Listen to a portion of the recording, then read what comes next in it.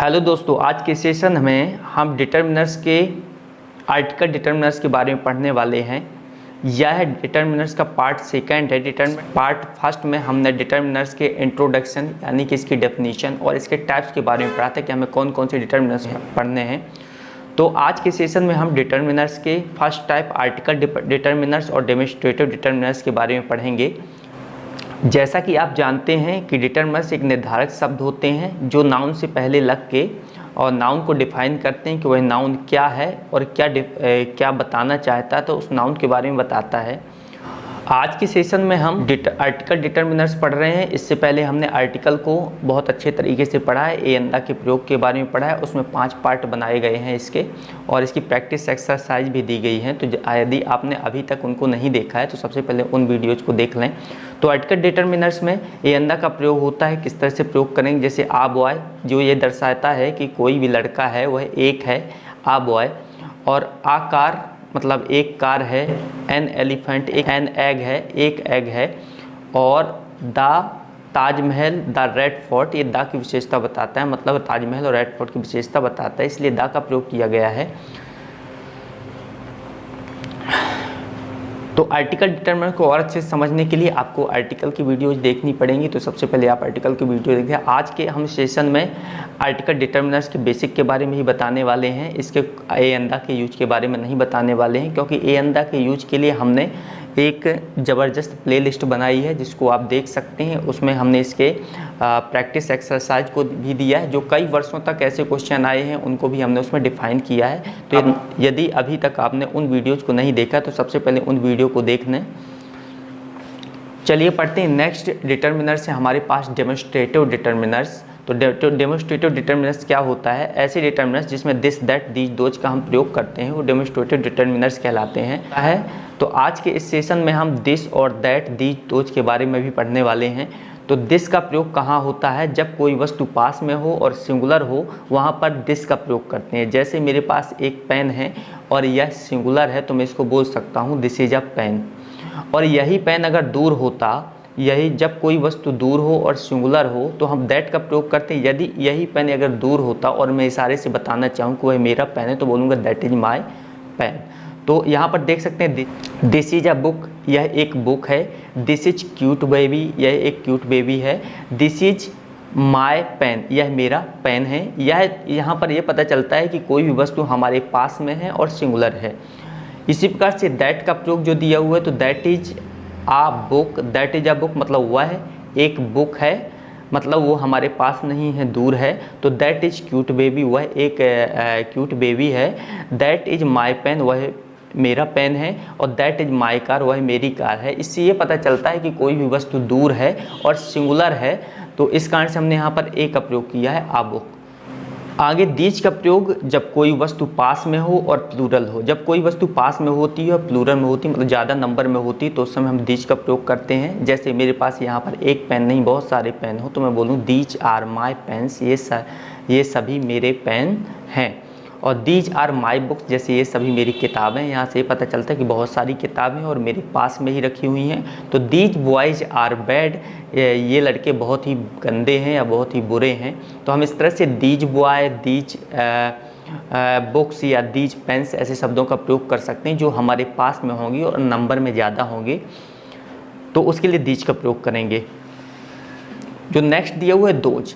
जब कोई वस्तु दूर हो और प्लूरल हो, ज़्यादा नंबर में होती है, तो हम उसके लिए दोज का प्रयोग करते हैं। तो जैसे दोज आर माई पेन्स, जैसे वे सभी मेरे पेन हैं। तो दोज आर माई पेन्स, यहाँ से पता चलता है कि वहाँ पर दूर कोई पेन रखे हुए हैं बहुत सारे, वह मेरे पेन हैं और ज़्यादा नंबर में हैं। दोज आर माई बुक्स, वे किताबें मेरी हैं। और दोज बॉयज़ आर बैड, वे सभी लड़के बहुत ही गंदे हैं। तो इस प्रकार से हम बता सकते हैं प्लूरल के लिए दोज का प्रयोग करेंगे। दिस दैट और दीज और दोज को अच्छे से पढ़ने के लिए हम इस टेबल को बहुत अच्छे तरीके से पढ़ेंगे। तो यहाँ पर दिया हुआ है दिस और यहाँ पर दिया हुआ है दीज। यह दिस का प्लूरल फॉर्म है दीज। दिस का प्रयोग हमेशा यह के सेंस में सिंगुलर नाउन के साथ होता है, जबकि दैट का प्रयोग ये सब के रूप में प्लूरल नाउन के साथ होता है। इससे पहले हमने पढ़ा है कि दिस और दीज का प्रयोग हमेशा पास में रखी हुई वस्तुओं के लिए किया जाता है, जो हमारे वस्तुएं पास में होती हैं। लेकिन अगर सिंगुलर में है तो दिस बोलते हैं, अगर प्लूरल में है तो दीज बोलते हैं। जैसे यहाँ पर देख सकते हैं this is my cell phone, यह मेरा सेल फोन है, मतलब मेरे पास एक सेल फोन है तो मैंने बोला this is my cell phone. और these are my cell phone, मेरे पास बहुत सारे अगर सेल फोन्स हैं तो मैं बोलूँगा कि ये सभी मेरे मोबाइल्स हैं या सेल फोन्स हैं। नेक्स्ट दिया हो this is your car. This is your car का मतलब होता है कि यह आपकी कार है, मेरे पास जो पास में रखी हुई कार है वह आपकी कार है। और अगर मैंने बोला दीज आर योर कार्स, ये सभी आपकी कार्स हैं, तो यहाँ पर रखी हुई सभी कार आपकी हैं, यानी कि ये नंबर में ज़्यादा हैं। दिस बैग इज माइन, यह बैग मेरा है, यहाँ बोल सकते हैं, यहाँ से सिंगुलर पता चलता है कि दिस बैग इज माइन। और दीज बैग्स आर माइन, ये सभी बैग्स मेरे हैं, इससे ये पता चलता है कि यह नंबर में ज़्यादा है। तो दिस इज माई फ्रेंड, यह मेरा फ्रेंड है। और दीज आर माई फ्रेंड्स, यहाँ पर पता चलता है कि यहाँ पर जो फ्रेंड्स हैं नंबर में ज़्यादा है। इसे हम किस प्रकार से डिफाइन कर सकते हैं, अगर सिंगुलर डिफाइन करना है तो यहाँ पर इज लगा हुआ है दिस के बाद, तो यहाँ पर इज लगा हुआ है तो सिंगुलर को डिफाइन करता है। और यहाँ पर हमने सेल फोन, कार और फ्रेंड ऐसे वर्डों का प्रयोग किया, तो यहाँ से पता चलता है कि सिंगुलर है। इस कारण से दिस का यूज है। और दीज का यूज यहाँ पर आप देख सकते हैं कि दीज के बाद आर लगा हुआ है, आर लगा हुआ है यानी कि बहुत सारे हैं, प्लूरल में हैं। जैसे यहाँ सेल फोन्स है, कार्स हैं, फ्रेंड्स हैं, तो ये सभी प्लूरल में दिखाई दे रहे हैं, इस कारण से दीज का प्रयोग करेंगे। तो आई होप आपको समझ में आया होगा, जब कोई वस्तु हमारे पास में होती है और सिंगुलर होती है तो हम दिस का प्रयोग करते हैं, और यदि वही वस्तु हमारे पास में है और प्लूरल नंबर में है तो हम दीज का प्रयोग करते हैं। इसी प्रकार से दैट और दोज का प्रयोग है। तो दैट का प्रयोग तब होता है जब कोई वस्तु दूर होती है और सिंगुलर में होती है, एक वचन में होती है, तो हम दैट बोलते हैं। और जब वही वस्तु दूर हो और प्लूरल यानी कि बहुवचन में हो, ज़्यादा नंबर में हो, तो हम दोज का प्रयोग करते हैं। दैट मीन्स वह होता है और दोज मीन्स वो सब या वे सभी होते हैं। तो यहाँ देख सकते हैं आप, that is my cell phone, वह मेरा सेल फोन है, मतलब दूर जो रखा हुआ एक सेल फोन है वह मेरा सेल फोन है। और अगर मैंने बोला कि those are my cell phones, वहाँ दूर रखे हुए सभी सेल फोन मेरे हैं, तो ये डिफाइन करता है कि ये नंबर में ज़्यादा है।